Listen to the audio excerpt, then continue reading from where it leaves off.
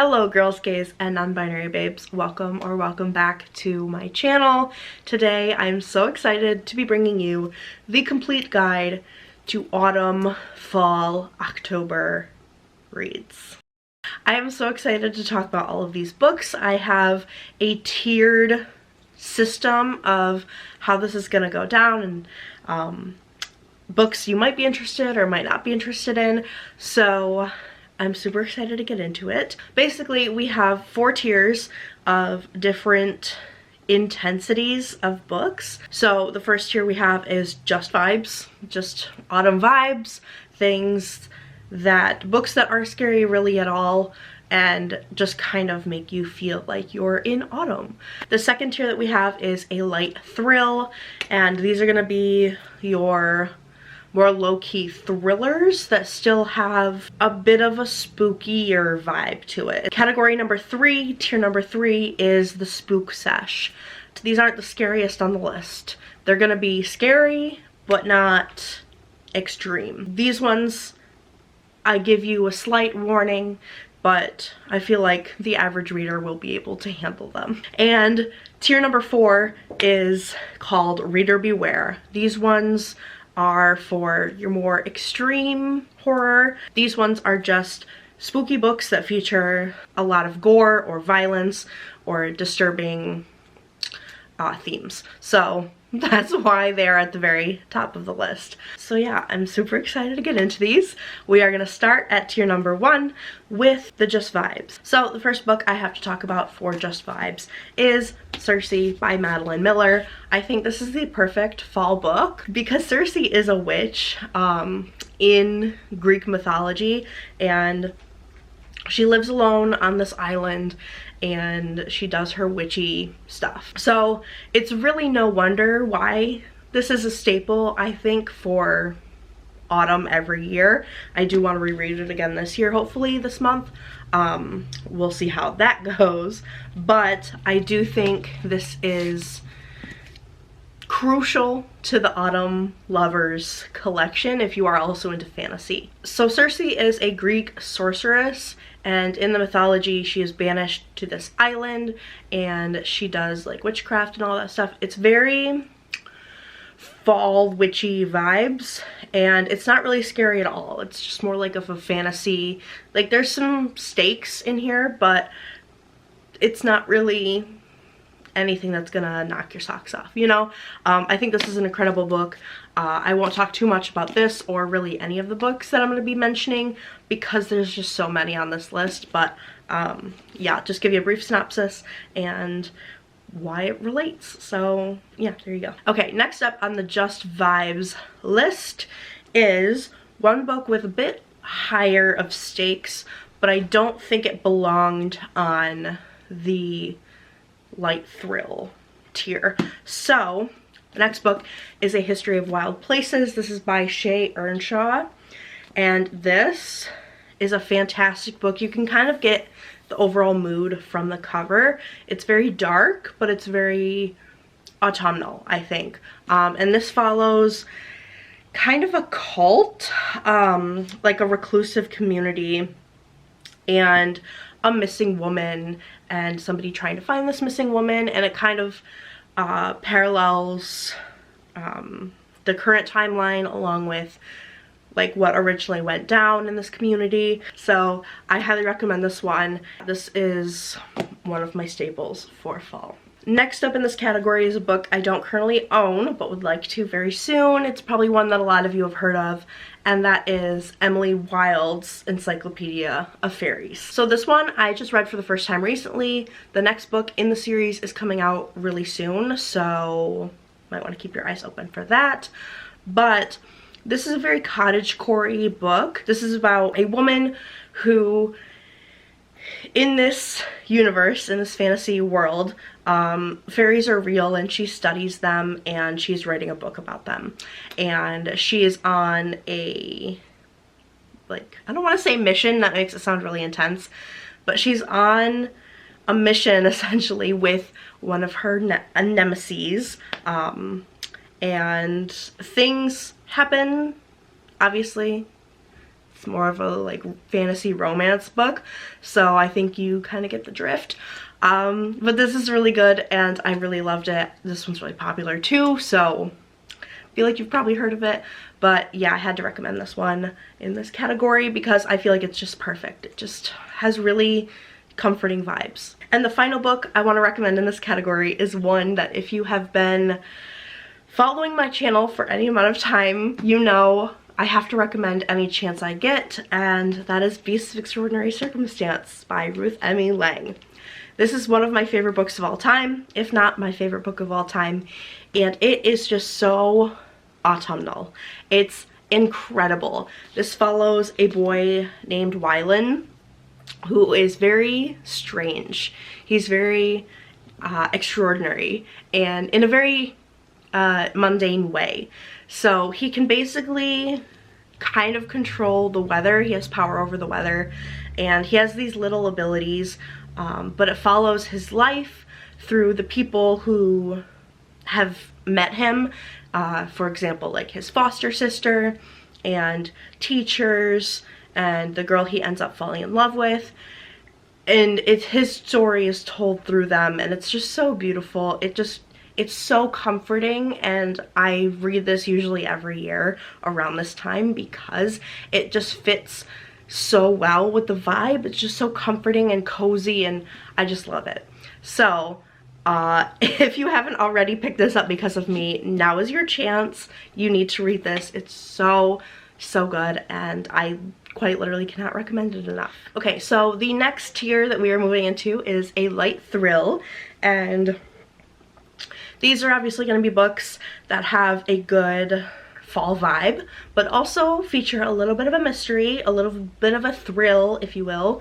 And if you're into thrillers or a little bit of intrigue in your books, then these might be some you want to check out. We're going to start with the basics. If you're going for autumnal and a light thrill, you're going for dark academia. So we're going to talk about those first and get those out of the way. I know you've probably heard of most of them, but I can't make this video without them. It would just make no sense. So we're going to talk about them. First up, The Secret History. You know her, you love her, and she is that girl when we're talking about autumnal thrillers. So dark academia, if you didn't know, I have a whole video on it. You can go check it out if you want. But it features a thrilling event taking place in an academic setting. So some sort of school where maybe there's a cult or something happening. Just an example. But The Secret History is one of those books. This one's quite long. If you're looking for a long one or a classic, this one is a staple in I feel like every person nowadays' library. So if you haven't read it, you need to get onto it, especially around this time of year. I won't talk about it much because it's The Secret History. Next up is the more modern dark academia book, and that is Babel by R.F. Kuang. This was incredible. This is definitely more of a light thrill. I wasn't sure whether to put this in just vibes or a light thrill because I think it depends. I don't know, it depends on your definition of light thrill. There's definitely events in here that are thrilling, especially towards the end, but the vast majority of the book is relatively tame. So take that into consideration. Again, everybody and their mother knows about this book, I feel like. Another dark academia that pokes fun at not only academia, but at colonialism and how that intertwines with academia and the effects it has on people, both good and bad. So yeah, had to recommend this one. Very good, very autumnal. And the final dark academia book that we're going to talk about on this tier is If We Were Villains. I don't have the physical copy right now. I only have the dust jacket. I am currently lending this out to my sister, so yeah. But If We Were Villains is probably the more thrilling of the three that I am talking about. So essentially this is about a group of kids who are going to a Shakespeare school, like a like an art school, and their like priority is Shakespeare. I'm not sure how to explain that, but they're doing Shakespeare plays throughout the year, and these tie into a recent murder, and we have to figure out who did it. Very dark, very spooky, but if you're looking for that, she's your girl. This is another one that I feel like everybody's heard of, so we won't linger on it again, but a staple, truly. The next book I have for this is We Have Always Lived in the Castle by Shirley Jackson. And this one, I don't think I really liked that much when I first read it, but like the more I think about it, the more I really, really love it. And I kind of just soak in how good it was. So this is about two sisters. It follows two sisters whose whole family have been killed on the same night from a poisoned dinner. And basically they live in this big house that used to house their entire family. The whole town is like a suspect that one of these girls, I think the younger sister, committed the crime, like poisoned her whole family. So they're kind of like outcasts. You feel like you're there, and you can feel the house around you and feel all this happening. It's really, really incredible, and I really like this book. Same thing goes for The Haunting of Hill House by Shirley Jackson. Good vibes, good vibes. This one is definitely more spooky, Halloween-y than fall, but I feel like we're making our way up in the list more, so that's bound to happen. But yeah, We Have Always Lived in the Castle, very good, highly recommend. And the last book in this category I have to talk about is Wayward. I cannot remember who this is by, but I don't own a physical copy of this one either. But this one definitely gives off fall vibes, you can definitely tell from the cover. But this is definitely a thriller. It has themes of domestic abuse, so that's why I did place it on this tier. It is very, very good though. This is about a woman who escapes to her grandmother's cottage to escape from her abusive husband, and the things that she discovers while she's there that have spanned generations, and kind of the legend of this cottage, if you will. Very, very good.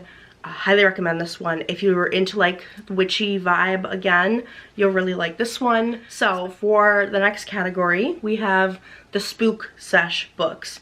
These are the spooky books that will make you want to sleep with the lights on, but won't traumatize you. First book for this is The Hound of the Baskervilles.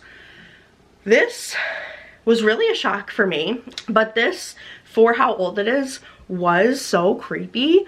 There's something about creepy dogs, creepy animals in general, that just do something to me and really freak me out. This is kind of the more tame one on the list. It's not like pee your pants scary, but it's definitely like, I don't like that scary, you know? This one's about, it's part of like the Sherlock Holmes series. So it's him trying to solve this mystery of this hellhound, essentially, that is believed to be living in this swamp kind of area. Is it a swamp or is it a moor? I think it's a moor. Yeah, it's a moor. It's living in this moor. There's lots of fog, very eerie. This one is so Halloween-y. Trust me, highly recommend this one if you're looking for a classic. This one is also fairly readable and not like dense like you're thinking of like Charles Dickens. It's not Dickens, it's like a fun little Agatha Christie kind of vibe, you know? Next up, we have a book that came out recently. I believe it came out last week as I'm filming this. And it was so good. That is Starling House by Alex E. Harrow. This one is also one of the more tame ones on this list. Instead of a light thrill, this is like a light spook. Like, it's spooky, but not, again, pee your pants spooky. So this one is about a girl who is homeless with her brother, her younger brother, who is still in high school. And she wants to send him to a better school, like a private school. and so she's trying to save up the money. She ends up working as like a maid essentially in Starling House, which is kind of like the black sheep of the town. There's rumors around it, and there's a very strange man that lives there, but she's making bank being a maid for this guy, so obviously she's gonna keep doing it because she needs the money. Very creepy. This one, when I originally talked about it in one of my recent reads videos, I mentioned how you can like feel the dust and like feel like the smoggy air, or not smoggy, what's the word? Muggy air on you. I think this takes place down like somewhere in the south where it's very, very humid, and you can feel all that on you. But this one was so fun and so spooky. I love a good haunted house, and a house that is rumored to be something bad and a family legend and stuff like that. I love that stuff. So this one was a no-brainer for me, and I think it's really good. So, have to recommend. Definitely pick it up. It is out now. Next up, we have another haunted house, and that is the Spite House. Cannot remember who this is by, but this was so freaky. I think about this book so often. When I think of like a haunted house now, or like a decrepit, weird looking haunted house, this is what I picture, is the house in this book. It's just so weird. I can't explain it other than that. And this one's about a man who, him and his 2 daughters are on the run from something, we don't know what, and he sees a listing that basically if you stay in this house, you can stay in this house for free for a month if you do like this research for us, like keep a journal, whatever. So obviously he's like, I'm gonna take that. But he uses like fake names for everybody. And now they have a place to stay for a little while. And things very, very quickly go awry. Like same night, things start going awry. This house is fucked. And it's so strange. This is one of the best haunted house books I've ever read. Usually haunted house books don't like terrify me that much, but this one was like, it kind of hit the nail on the head, I must say. It was really, really good, and if you're into haunted houses, I think this is a must read, because this is the haunted house. This is the most haunted house I've ever read. So yeah.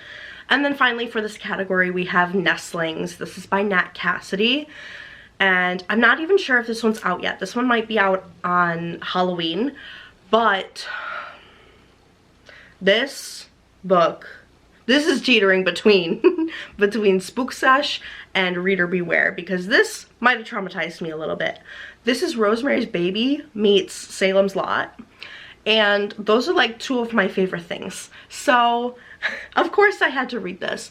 This takes place in New York City with this couple who just had a baby, and the mom, our main character, I cannot remember exactly what happened, but something went wrong during birth and she's in a wheelchair. So essentially what happens is they win like a lottery type thing for this really nice apartment in this really fancy old building, and they quickly realize that some things aren't right here. It's very, very strange. But this is like the nicest apartment in all of New York City, and it's rent controlled, so they can afford it, but things are going wrong, and it's just so, it's just so creepy, and I loved it. But yeah, this one definitely teeters on Reader Beware. It might give you nightmares, but it's so good. So yeah, definitely check this out if it hasn't come out yet, when it does, because it's really, really good. Okay. And the last 4 books we have are going to fall under Reader Beware. So these books, like I said, have a higher level of violence or mature content, so that's why they're on this tier. If you've read any of these books, you'll kind of know once I get into them. But yeah, I'm excited to talk about these because this is like my favorite genre. The first book we are going to talk about is Empire of Wild by Sherry Dimmeline. I remember recommending this one last year so much because I loved it so much.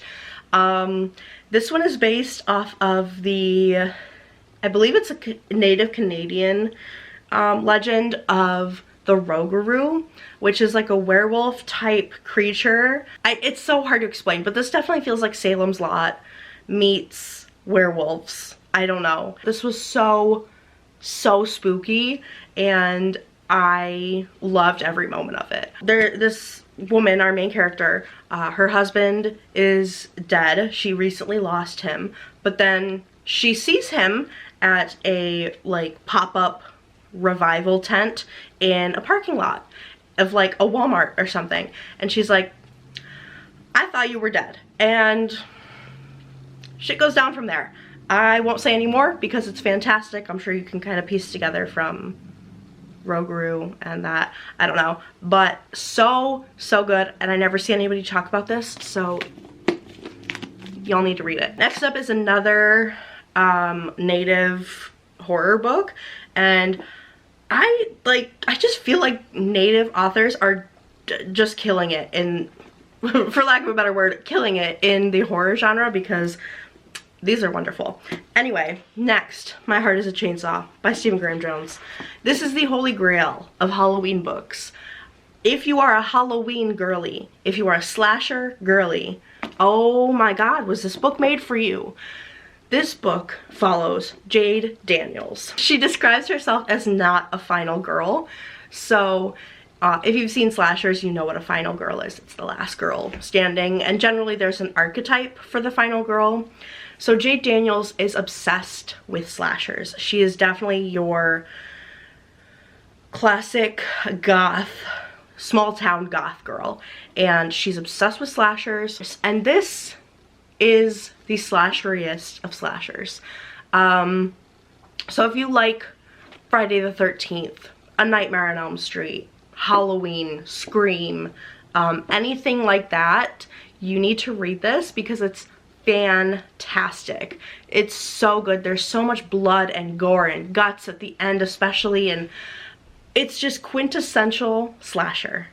And I don't think I can say anything better about this book for those who need to hear it, because it's just so wonderful. I know this book is getting a lot of traction recently, so you might have heard of it, or maybe you've heard of it just on my channel before, but if you haven't read it, you need to, especially if you're a Halloween girly like me. I promise it is worth your time. Next up, we have a little bit of a surprise here, and that is Loot by Jennifer Thorne.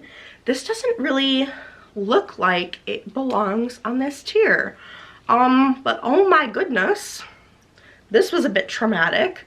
If you're into Saw or Final Destination, this one might be for you. This was very messed up, very shockingly gory, and I feel like the surprise of the violence was an added, it was almost like a jump scare in a book. I don't know how a book can do a jump scare, but this did a jump scare, and I don't get it, but it was so good. This one is about an island with a past. Basically, there's very few people on this island, but every 7 years, it takes 7 sacrifices randomly throughout the island, like Final Destination. And I'll just leave it there. The main character of this is like a newcomer to the island, so she kind of doesn't really believe in this, but it's reaping season, so she's gonna learn fast. Highly recommend this one. Thank you to the person who recommended it to me, because I think about this so much. So yeah, highly recommend. Definitely a good one and an underdog in this category. And the final book I do not own, of course, but we are ending with the creme de la creme of this video, and that is Sister Maiden Monster by Lucy Snyder, I believe. This is truly the creme de la creme of a beware reader, or reader beware. This is a fresh take on an apocalypse, and it follows three people who, I believe three people, who are impacted in different ways by this apocalypse. I will not be saying any more on the synopsis. It's gory, it's bloody, it's so fucking strange. So strange. It made me want to throw up. I almost threw up in my mouth while reading this. I don't know what else to tell you. I feel like that is a recommendation in and of itself. So messed up, so thought-provoking, and being like, damn, that's crazy. Like, that's really all I can say is, damn, that's crazy. So yeah, I really don't know what else to say about this one, because anything I could say could get into spoiler territory, and I don't want that, because this is so good and you need to go into it not knowing anything except that it's told in 3 points of view and it's an apocalypse. So there you go. You're welcome. Just read this one, trust me. But that is going to do it for this video. I hope you got at least one recommendation from all of this. Please feel free to leave me some recommendations down below. I'm always looking for new stuff to read, especially stuff during autumn. So yeah, thank you so much for watching, and I'll see you in the next one.